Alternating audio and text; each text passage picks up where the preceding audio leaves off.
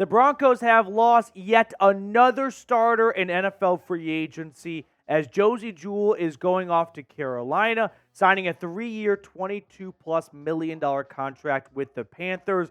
And it was just the latest Bronco to leave in free agency, joining Russell Wilson, who was just released, Lloyd Cushenberry to the Titans, Jerry Jeudy traded to the Browns, Justin Simmons released. This team is going through a rebuild. I called it a soft rebuild, I think, 48 hours ago, and it's not like Josey Jewell is what's going to make me graduate it from a soft rebuild to a full rebuild, but the fact that they are getting gutted and they're not bringing a whole lot of guys in, to me, this signals Denver is looking to kind of rid the roster of prior George and Sean Payton players, and they're doing it one guy at a time, and it's going to be ugly in 2024.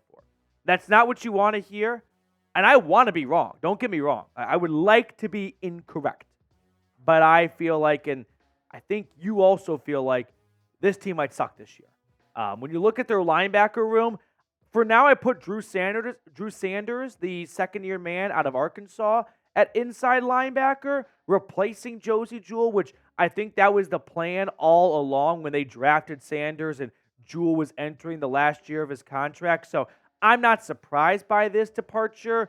I did not expect Josey Jewell to return, but I don't know if Drew Sanders is ready to take over at inside linebacker. The Broncos have publicly flirted with the idea of him playing outside linebacker, kind of like when Baron Browning made the switch from inside linebacker to outside linebacker. So the question remains, if Drew Sanders is not going to start at inside linebacker, what's the plan? Bring back Jonas Griffith or Justin Strnad on a cheap contract? Turn to the draft? I don't think it's an awful idea to look to draft an inside linebacker and just kind of toss him into the fire, because if you're going to suck, you might as well have some rookies gaining valuable experience. But are you going to find a good linebacker? There's no off-ball linebacker going off the board at pick number 12. You don't pick in round 2 currently. You could wait till round 3, but I feel like at that point there's going to be more pressing needs than who's suiting up next to Alex Singleton. So now you wait till day 3 of the draft and you might just find a bum at that point.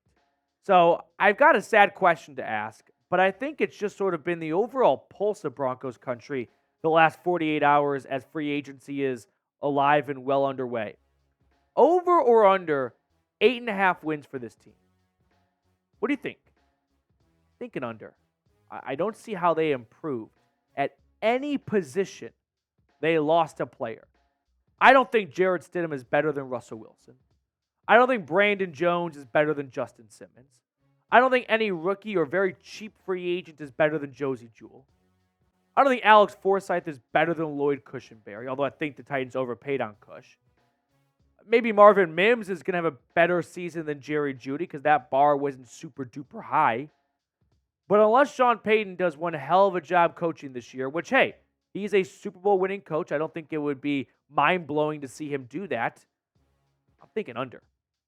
Now let's run through some of the top NFL free agents. Now, I am filming this Tuesday at 5:42 p.m. Mountain Time. I am confident that by the time this gets out, one of you guys or one of these players on screen will have already been signed. But for now, just bear with me. Calvin Ridley, I don't see Denver attacking wide receiver. Kendall Fuller would be fun if you want to pair him with PS2, but it's just going to be too pricey. You're good at offensive line. You could stand to add a Chase Young or an Arik Armstead because you need help at pass rusher. You need guys on the defensive line. So those two could be interesting signings to keep an eye on. Fast forward 6 through 10, I don't see Justin Simmons coming back. I feel like he might sign with the Rams. Just a gut feeling.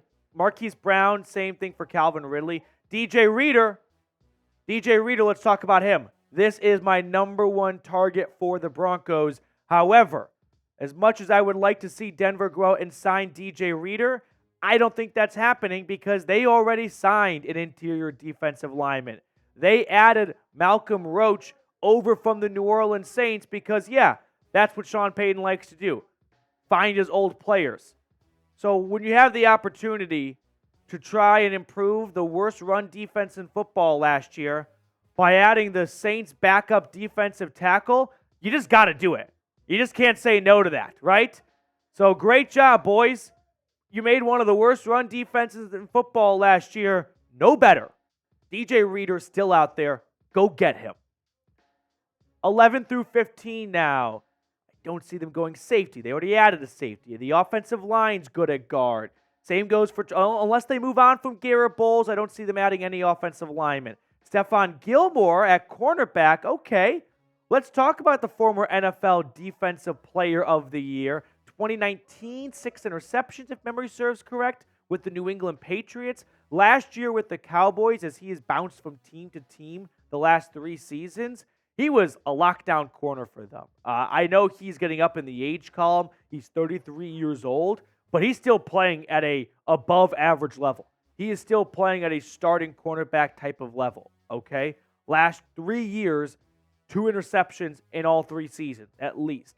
So I think Stephon Gilmore, slot him in with Patrick Surtain and Jaquan McMillan, and that's a formidable secondary. Now, Riley Moss was a 3rd-round pick and a player that Denver traded up to get, so maybe they feel like he is ready to be tossed into the starting mix. He didn't play much at all last season, even when Damari Mathis was unplayable.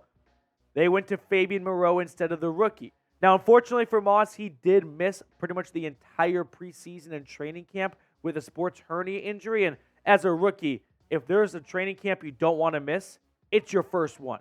So that definitely put him behind the 8 ball, and maybe that's something we can somewhat we're overlooking as a reason why he did not play much in his rookie season.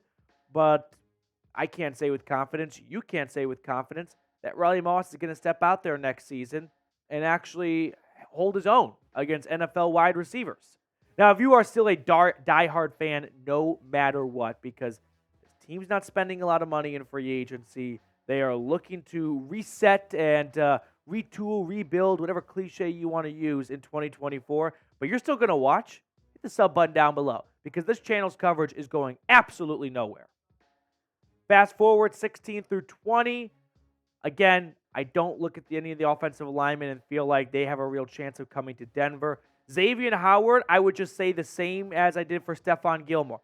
Older vet corner. Can you sign him to a 1-year, $7, $8, $9 million contract if the market kind of dries up a little bit and no one's really interested in some of these older cornerbacks?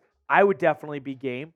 And then 21 through 25, Connor Williams is a center from the Dolphins.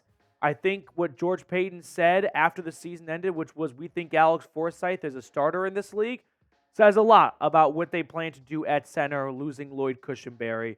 Sheldon Rankins, similar case I made for DJ Reader, you could make for him. Curtis Samuel, if you want to add a receiver. Jerome Baker to replace Josie Jewell, maybe, although I think they're going to roll with Drew Sanders. And then Steven Nelson, same goes for the other veteran corners we talked about earlier. Ultimately, this is doom and gloom, but this may get ugly in 2024. This was a big reason why I wanted to see the Broncos trade some of their pieces away at the NFL trade deadline. Because I think players like Justin Simmons had value back then. Clearly, no one was interested in trading for him now. I think Jerry Jeudy's value was higher than a 5th and a 6th back then. That's what they ended up getting for him from the Browns. So, I understand you become prisoner of the moment. This team's winning. It's fun. Keep it together. See what they can do. But it never really felt like the Broncos were a legitimate AFC contender. And if they had some good offers back in October, they may look back and have some serious regret about not taking them. But who do you want to sign? I know I've kind of been just a sob story for the last 10 minutes or so, but I'm struggling to find some real optimism for this team going into the season. But let me know who you want to see the Broncos sign down below. Now, after signing Malcolm Roach earlier today to a 2-year deal worth up to $8 million, he's now one of 4 players the Broncos have signed in free agency. The first one and the biggest was Brandon Jones, safety from the Dolphins. He's not some incredible playmaking guy like Justin Simmons, leads the NFL in interceptions since 2016. That's not Brandon Jones. But what he is a reliable safety that can do his job. And unlike, a guy who's got initials of DTY in the secondary, he's not going to get caught in a bad position. Will Lutz, 2-year deal, $8.4 million, changed his mind and is staying put in Denver. And then they held on to Michael Burton, their fullback, on a 1-year contract to help improve the run game. That will do it for us on this edition of the Broncos Breakdown. I try to keep it honest with you guys. And right now, there's no homer bias or spin zoning to be had. It's dark. And the draft is going to be very important for the Broncos to hit some of their early picks.